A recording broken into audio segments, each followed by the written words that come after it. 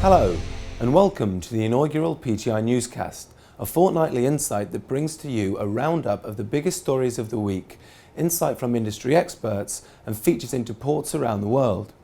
Before I crack on with the biggest stories of the week, I've been speaking to PTI Managing Director James A. Khan about his decision to move PTI into visual news, his aims for the newscast, and his personal view of where we are as an industry at present. This week's biggest stories. The Chinese government is preparing to build the first big database for international shipping in the port of Qingdao. The $787 million project includes a big data exchange, an industrial park, a research academy, and a big data centre. DP World is part of a huge agreement to see Dubai become a smart city. Cross-border trade company Dubai Trade has signed an agreement with Ports, Customs and Free Zone Corporation's PCFC Security to automate all processes for visitors to Jebel Ali Free Zone and the port of Jebel Ali. The move is in line with the Dubai government's vision to become a smart city. CEO of Dubai Trade, Mahmoud Al-Bastaki, said, "Our ports and free zones are the lifeblood of trade in Dubai, and it is only natural that after automating the entry and exit of goods and services in Dubai, we should now focus on supporting the visitors in the same way."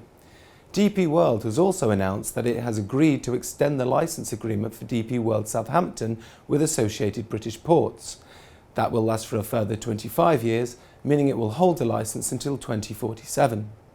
Drury Maritime Research has speculated as to whether the recent industry downturn would worsen and thereby trigger the action needed to turn things around.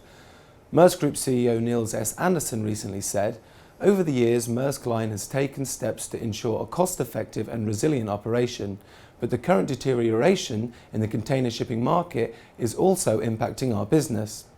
Yet Drury believe that Maersk Line has a long history of leading the container market, so it is good news for the industry that Maersk Line has had to face recent difficulty, as this has led the Danish company to try and restore ailing profits by laying up large ships.